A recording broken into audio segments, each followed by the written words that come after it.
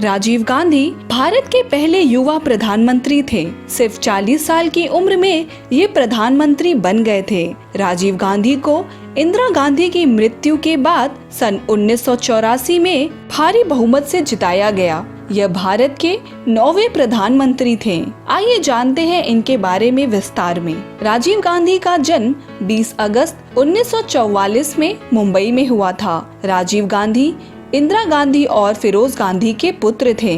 दोनों में अलगाव होने के बाद इंदिरा गांधी अपने पिता जवाहरलाल नेहरू के घर रहने लगी और उन्होंने अपने पिता के साथ राजनीति की तरफ रुख कर लिया। राजनीति को उन्होंने नेहरू परिवार में होने के नाते बहुत करीब से देखा था। राजीव गांधी की प्राथमिक शिक्षा देहरादून के प्रतिष्ठित विद्यालय से हुई थी, जहां महानायक अमिताभ बच्चन से इनकी मित्रता हुई। आगे की पढ़ाई इन्होंने लंदन के एम्पेरिकल कॉलेज से की। इसके बाद इन्होंने कैम्ब्रिज यूनिवर्सिटी से इंजीनियरिंग करने का ऑफर आया। 1965 तक वे कैम्ब्रिज में रहे, लेकिन उन्होंने अपनी इंजीनियरिंग की पढ़ाई पूरी नहीं की और 1966 में वे भारत आ गए। इस समय उनकी मां इंदिरा गांधी देश की प्रधानमंत्री बन गई थी। इसके बाद राजीव गांधी ने दिल्ली में जाकर फ्लाइंग क्लब से पायलट की ट्रेनिंग ली और 1970 में एक पायलट के तौर पर इंडियन एयरलाइन में काम करने लगे। जब वे भारत आए उस समय उनके भाई संजय गांधी अपनी मां के साथ भारत की राजनीति में उतर चुके थे। कैम्ब्रिज यूनिवर्सिटी में पढ़ने के दौरान राजीव गांधी की मुलाकात एंटोनिया मैनो से हुई, जिससे वो प्यार कर बैठे और दोनों ने 1969 में शादी कर ली। विवाह के बाद एंटोनिया मैनो का परिवर्तित नाम सोनिया गांधी हो गया। राजीव गांधी की 2 संतानें हैं, राहुल गांधी और प्रियंका गांधी। आज भी इनकी पत्नी सोनिया गांधी कांग्रेस की अध्यक्ष हैं।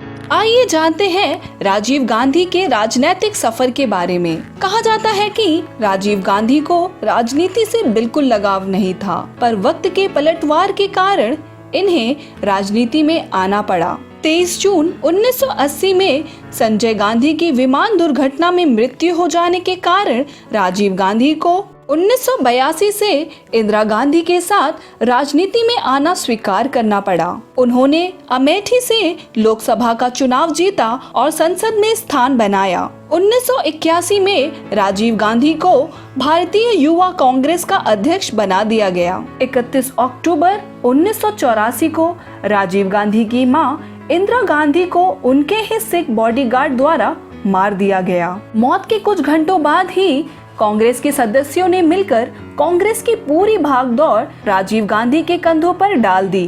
1981 में आम चुनाव हुए, जिसमें राजीव गांधी ने 80% सीट अपने नाम कर ली और 40 साल की उम्र में वे भारत के प्रधानमंत्री बन गए। इन्होंने देश में संचार क्रांति, कंप्यूटर जैसे विज्ञान को भारत में आरंभ किया। 18 वर्ष के युवाओं को राइट टू वोट का अधिकार दिया और पंचायती राज को भी शामिल किया। राजीव गांधी ने कई अहम फैसले लिए, जिसमें श्रीलंका में शांति सेना भेजना, असम, मिजोरम एवं पंजाब समझौता आदि शामिल था। राजीव गांधी ने जवाहरलाल नेहरू रोजगार योजना शुरू की। आइए अब जानते हैं राजीव गांधी से जुड़े कुछ कंट्रोवर्सीज के बारे में। इन पर बोफोर्स कांड के लिए भ्रष्टाचारी होने के आरोप लगे। 1980 और 90 के बीच कांग्रेस सरकार पर भ्रष्टाचारी होने का आरोप लगाया गया। उस वक्त राजीव गांधी प्रधानमंत्री थे।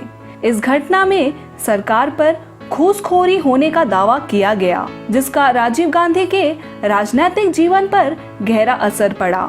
सन 1989 में हुए चुनाव में राजीव गांधी को हार का सामना करना पड़ा। राजीव गांधी ने 2 साल तक विपक्ष में रहकर कार्य किया।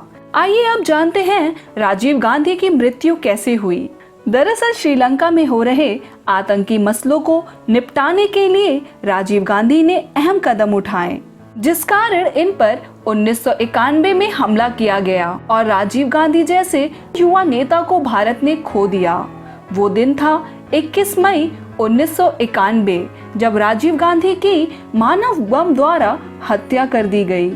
यह पहली बार नहीं हुआ था जब भारत के किसी बड़े नेता को आतंकियों ने मार दिया।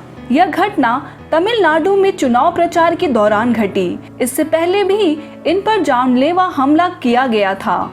इनके परिवार में इंदिरा गांधी और राजीव गांधी की मृत्यु आतंकियों के कारण हुई, पर संजय गांधी की मृत्यु आज भी एक सवाल बनकर खड़ा है। खबरों की सुने तो उनकी मृत्यु के पीछे इंदिरा का नाम जुड़ा पाते हैं। शायद यही राजनीति की एक गंदी शक्ल है। हमारी नेक्स्ट वीडियो में हम आपको बताएंगे 29 साल बाद जेल में किस हाल में हैं उनके हत्यारे। Stay tuned to our channel, hit the like button and subscribe our channel.